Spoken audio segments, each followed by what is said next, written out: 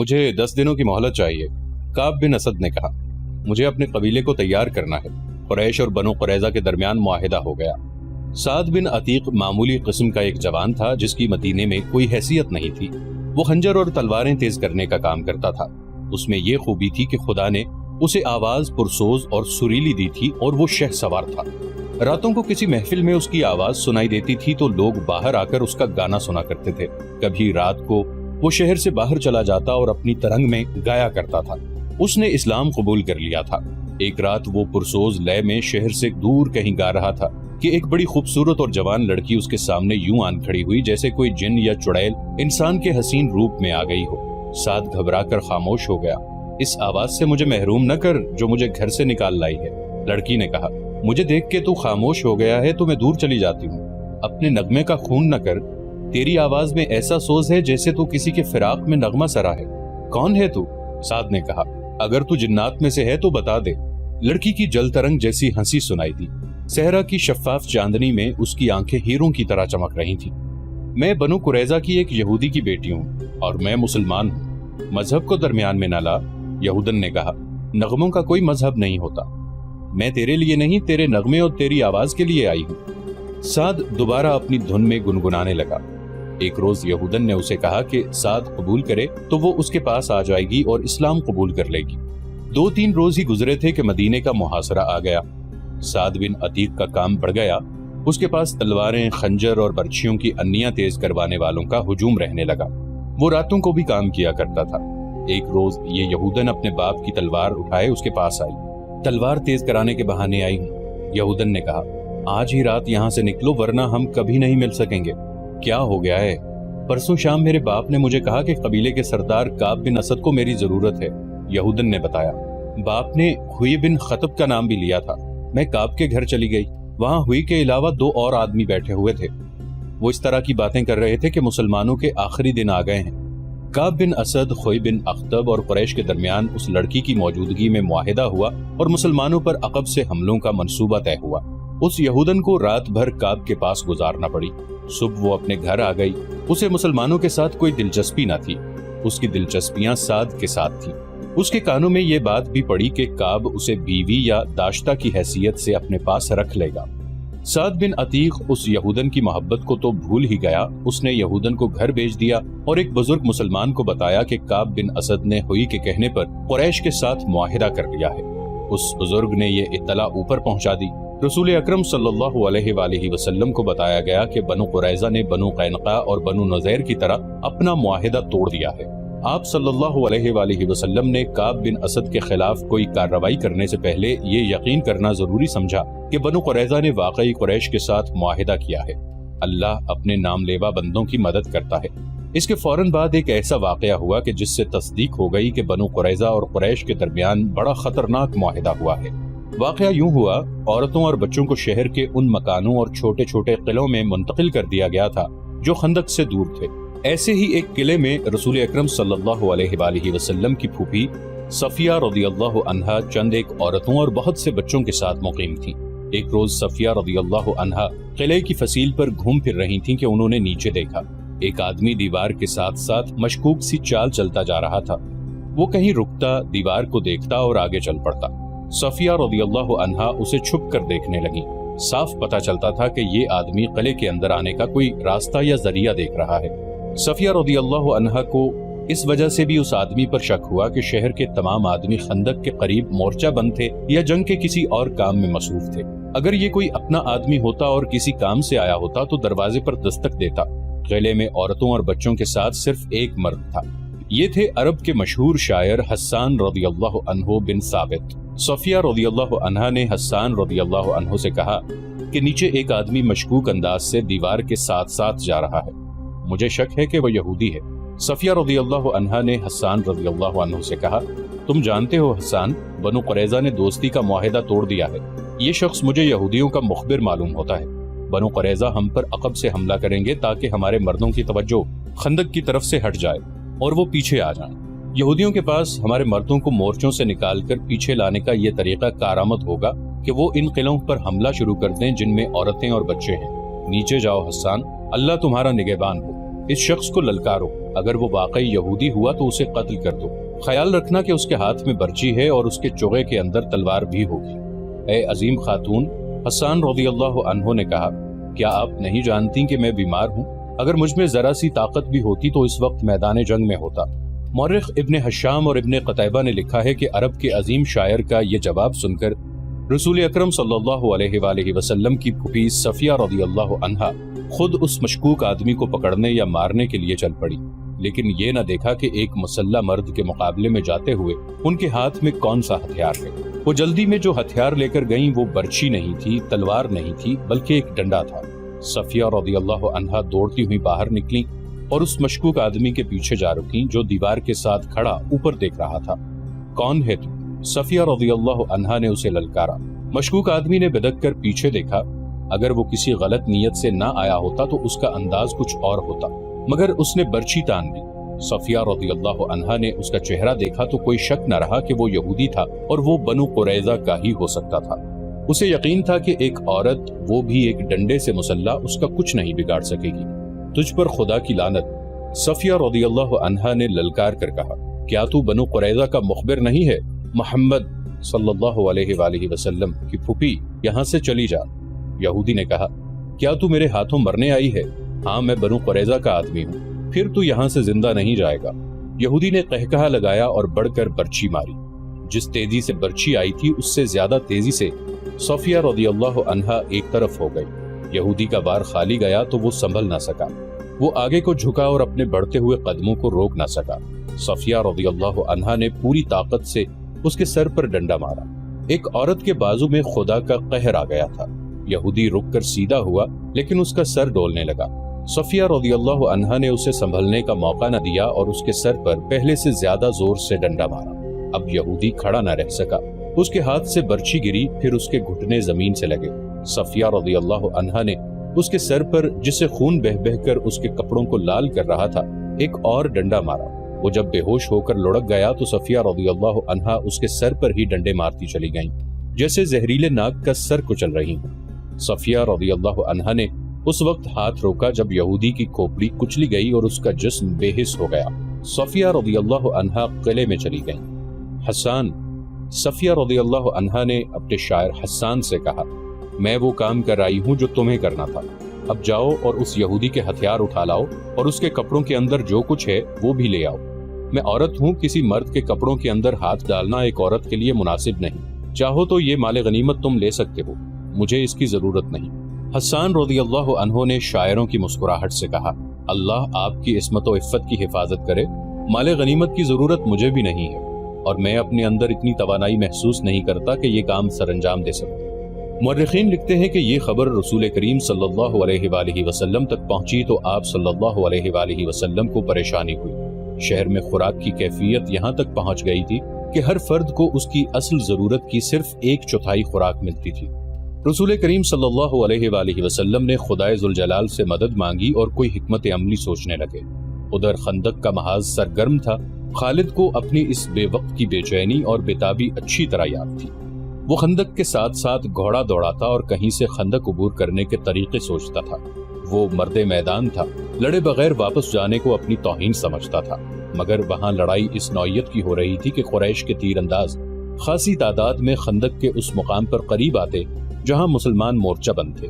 یہ سلا کی پہاڑی تھی۔ تیر انداز مسلمانوں پر تیر برساتے، مسلمان جوابی تیر اندازی کرتے۔ کبھی قریش کا کوئی تیر انداز جیش کسی اور جگہ سنتریوں پر تیر چلاتا، مگر مسلمانوں کا جیش فوراً پہنچ جاتا۔ رات کو مسلمان خندق پر سنتریوں کی تعداد میں اضافہ کر دیتے تھے اور قریش خندق سے دور پیچھے خیمہ گاہ میں چلے جاتے تھے۔ رسول کریم صلی اللہ علیہ وآلہ وسلم کو جہاں مدینے میں خوراک کی قلت کا جو قحط کی صورت اختیار کرتی جا رہی تھی احساس تھا، وہاں آپ صلی اللہ علیہ وآلہ وسلم کو یہ بھی معلوم تھا کہ قریش کا لشکر بھی نیم فاقہ کشی پر آ گیا ہے۔ یہ وہ کیفیت ہوتی ہے جو انسانوں کو ایک دوسرے کی شرائط ماننے پر اور معاہدوں اور سمجھوتوں پر مجبور کر دیتی ہے۔ کسی بھی تاریخ میں اس شخص کا نام نہیں لکھا جسے رسول کریم صلی اللہ علیہ وآلہ وسلم نے خفیہ طریقے سے قریش کے اتحادی غطفان کے سالار عینیہ کے پاس اس مقصد کے لیے بھیجا کہ اسے قریش کی دوستی ترک کرنے پر آمادہ کرے۔ اسے یہ نہیں کہا گیا تھا کہ وہ مسلمانوں کے ساتھ مل جائے، رسول کریم صلی اللہ علیہ وآلہ وسلم کا مقصد صرف یہ تھا کہ غطفان اور عینیہ رضامند ہو جائیں اور اپنے قبیلے کو واپس لے جائیں تو قریش کا لشکر 2000 نفری کی فوج سے محروم ہو جائے گا۔ یہ توقع بھی کی جا سکتی تھی کہ دوسرے قبائل بھی غطفان کی تقلید میں قریش کے لشکر سے نکل جائیں۔ کیا محمد ہمیں زبانی معاہدے کی دعوت دے رہا ہے؟ سالار عینیہ نے رسول خدا صلی اللہ علیہ وآلہ وسلم کے ایلچی سے کہا، ہم نے یہاں تک آنے کا جو خرچ برداشت کیا ہے وہ کون دے گا؟ ہم دیں گے۔ رسول خدا صلی اللہ علیہ وآلہ وسلم کے ایلچی نے کہا، نبی کریم صلی اللہ علیہ وآلہ وسلم نے فرمایا ہے کہ تم لوگ اپنے قبیلے کو واپس لے جاؤ تو اس سال مدینے میں کھجور کی جتنی پیداوار ہوگی اس کا تیسرا حصہ تم لے جانا، خود مدینے آ جانا، پوری پیداوار دیکھ لینا اور اپنا حصہ اپنے ہاتھوں الگ کر کے لے جانا۔ سالار عینیہ میدان جنگ میں لڑنے اور لڑانے والوں کی قیادت کرنے والا جنگجو تھا، لیکن غیر جنگی مسائل اور امور کو بہت کم سمجھتا تھا۔ مورخ ابن قتیبہ نے لکھا ہے کہ اس واقعے کے کچھ ہی عرصے بعد رسول اللہ صلی اللہ علیہ وآلہ وسلم نے اسے مستعد احمق کا خطاب دیا تھا۔ وہ بڑے طاقتور جسم والا اور جسمانی لحاظ سے پھرتیلا اور مستعد رہنے والا آدمی تھا۔ اس نے اپنے سردار غطفان سے بات کی، خدا کی قسم محمد نے ہمیں کمزور سمجھ کر یہ پیغام بھیجا ہے۔ غطفان نے کہا، اس کے ایلچی سے پوچھو کہ مدینے کے اندر لوگوں کو بھوک کا سامنا نہیں، ہم انہیں بھوک سے نڈال کر کے ماریں گے۔ کیا تم دیکھ نہیں رہے کہ ہمارا اپنا لشکر بھوک سے نڈال ہو رہا ہے؟ سالار عینیہ نے کہا، مدینے والے اپنے گھروں میں بیٹھے، ہم اپنے گھر سے بہت دور آ گئے ہیں۔ کیا لشکر میں تم بے اطمینانی نہیں دیکھ رہے؟ کیا تم نے دیکھا نہیں کہ ہماری کمانوں سے نکلے ہوئے تیر اب اتنی دور نہیں جاتے جتنی دور اس وقت جاتے تھے جب تیر اندازوں کو پیٹ بھر کر کھانا ملتا تھا؟ ان کے بازوؤں میں کمانے کھینچنے کی طاقت نہیں رہی۔ کیا اس کا فیصلہ تم کرو گے کہ ہمیں محمد کو کیا جواب دینا چاہیے؟ غطفان نے پوچھا، یا میں فیصلہ کروں گا جو قبیلے کا سردار ہوں؟ خدا کی قسم میدان جنگ میں جو فیصلہ میں کر سکتا ہوں وہ تم نہیں کر سکتے۔ سالار عینیہ نے کہا، اور میدان جنگ سے باہر جو فیصلہ تم کر سکتے ہو وہ فیصلہ میری عقل نہیں کر سکتی۔ میری عقل تلوار کے ساتھ چلتی ہے، مگر یہاں میری فوج کی تلواریں اور برچیاں اور ہمارے تیر مایوس ہو گئے ہیں، ہم خندق کے پار نہیں جا سکتے، ہمیں محمد کی بات مان لینی چاہیے۔ اور انہوں نے رسول کریم صلی اللہ علیہ وآلہ وسلم کی بات مان لی۔ ایلچی امید افزا جواب لے کر آ گیا۔ اسے قریش کا کوئی آدمی نہیں دیکھ سکا تھا کیونکہ غطفان کی فوج محاصرے کے کسی اور مقام پر تھی۔ اللہ کے رسول صلی اللہ علیہ وآلہ وسلم کے خلاف کون بول سکتا تھا؟ مگر آپ صلی اللہ علیہ وآلہ وسلم نے اسلام کی تعلیمات کے عین مطابق اپنے سرکردہ ساتھیوں کو بلایا اور انہیں موقع دیا کہ کسی کو آپ صلی اللہ علیہ وآلہ وسلم کے فیصلے سے اختلاف ہے تو وہ بولے۔ آپ صلی اللہ علیہ وآلہ وسلم ایک شخص کا فیصلہ پوری قوم پر ٹھونسنے کے قائل نہ تھے، چنانچہ آپ صلی اللہ علیہ وآلہ وسلم نے سب کو بتا دیا کہ آپ نے غطفان کو کیا پیشکش کی ہے۔ یہاں امت کو مشورے کی اہمیت سکھائی گئی ہے۔ نہیں، چند پرجوش آوازیں اٹھی، ہماری تلواریں جن کے خون کی پیاسی ہیں، خدا کی قسم ہم انہیں اپنی زمین کی پیداوار کا ایک دانہ بھی نہیں دیں گے۔ جنگ تو ہوئی نہیں، ہم لڑے بغیر کیوں ظاہر کریں کہ ہم لڑ نہیں سکتے؟ اس کی تائید میں کچھ آوازیں اٹھی۔ ایسی دلیلیں دی گئیں جنہیں رسول اللہ صلی اللہ علیہ وآلہ وسلم نے اس لیے قبول فرما لیا کہ یہ اکثریت کی آواز تھی۔ آپ صلی اللہ علیہ وآلہ وسلم نے اپنے ایلچی کو دوبارہ غطفان اور عینیہ کے پاس نہ بھیجا، لیکن آپ صلی اللہ علیہ وآلہ وسلم نے سب پر واضح کر دیا کہ تدبر اور حکمت عملی کے بغیر محاصرہ نہیں توڑا جا سکے گا۔ خدا حق پرستوں کے ساتھ تھا۔ رسول کریم صلی اللہ علیہ وآلہ وسلم نے اپنے اللہ سے مدد مانگی جو ایک انسان کے روپ میں آپ صلی اللہ علیہ وآلہ وسلم کے سامنے آ گئی۔ یہ تھے نعیم رضی اللہ عنہ بن مسعود۔ ان کا تعلق غطفان کے قبیلے کے ساتھ تھا۔ نعیم رضی اللہ عنہ سرکردہ شخصیت تھے، خدا نے انہیں غیر معمولی دماغ عطا کیا تھا۔ 3 اہم قبیلوں قریش، غطفان اور بنو قریظہ پر ان کا اثر و رسوخ تھا۔ ایک روز نعیم رضی اللہ عنہ جو کہ قبیلہ غطفان میں تھے، مدینے میں رسول خدا صلی اللہ علیہ وآلہ وسلم کے سامنے آ کھڑے ہوئے۔ خدا کی قسم تو قبیلہ غیر کا ہے۔ رسول اللہ صلی اللہ علیہ وآلہ وسلم نے فرمایا، تو ہم میں سے نہیں، تو یہاں کیسے آ گیا؟ میں آپ میں سے ہوں۔ نعیم رضی اللہ عنہ نے کہا، مدینے میں گواہ موجود ہیں، میں نے درپردہ اسلام قبول کر لیا تھا، اپنے قبیلے کے ساتھ اسی مقصد کے لیے آیا تھا کہ آپ صلی اللہ علیہ وآلہ وسلم کے حضور حاضر ہو جاؤں، مگر موقع نہ ملا۔ پتہ چلا کہ آپ صلی اللہ علیہ وآلہ وسلم نے میرے قبیلے کے سردار اور سالار کو قریش سے دوستی ترک کر کے واپس چلے جانے کا پیغام بھیجا تھا، اور آپ صلی اللہ علیہ وآلہ وسلم نے اس کا معاوضہ بھی بتا دیا تھا، لیکن آپ نے بات کو مزید آگے نہ بڑھایا۔ اللہ کی تجھ پر رحمت ہو، रसूल खुदा सल्लल्लाहु अलैहि वआलिहि वसल्लम ने पूछा, क्या तू बात को आगे बढ़ाने आया है? नहीं मेरे अल्लाह के सच्चे नबी, नईम रज़ियल्लाहु अन्हु ने जवाब दिया, मुझे आप ही के कदमों में आना था। अहले मदीना पर मुश्किल का वक्त आन पड़ा है, मैं अपनी जान लेकर हाजिर हुआ। ये हुजूर सल्लल्लाहु अलैहि वआलिहि वसल्लम के और इस्लाम के शैदाइयों के जिस काम आ सकती है, हुजूर के कदमों में पेश करता हूँ। अपने लश्कर में से छुप छुपा कर निकला हूँ। खंदक में उतर तो गया, लेकिन संतरियों की मौजूदगी में ऊपर आना खुदकुशी के बराबर था। ऊपर चढ़ना वैसे भी महाल था। बड़ी मुश्किल पेश आई। खुदा से आप सल्लल्लाहु अलैहि वआलिहि वसल्लम के नाम पर इल्तिजा की, गिड़गिड़ा कर दुआ मांगी। अल्लाह ने करम किया, संतरी आगे चले गए और मैं खंदक पर चढ़ाया। रसूल अकरम सल्लल्लाहु अलैहि वआलिहि वसल्लम को नईम रज़ियल्लाहु अन्हु के मुतालिक बताया गया कि ये किस हैसियत की शख्सियत है। रसूल करीम सल्लल्लाहु अलैहि वआलिहि वसल्लम ने उनके साथ दो चार बातें की तो आप सल्लल्लाहु अलैहि वआलिहि वसल्लम को अंदाजा हो गया कि नईम रज़ियल्लाहु अन्हु ऊंची सतह और अक्ल के इंसान थे। आप सल्लल्लाहु अलैहि वआलिहि वसल्लम ने नईम रज़ियल्लाहु अन्हु को बताया कि मुहासरे ने जो हालात पैदा कर दिए हैं, उनसे निकलने के लिए ज़रूरी हो गया है कि कुरैश के लश्कर में जो मुख्तलिफ कबाइल शामिल हैं, उन्हें कुरैश से बदज़न किया जाए। इसका तरीक़ा यह है कि 2-3 कबाइल के साथ खुफिया मुआहदे कर लिए जाएं।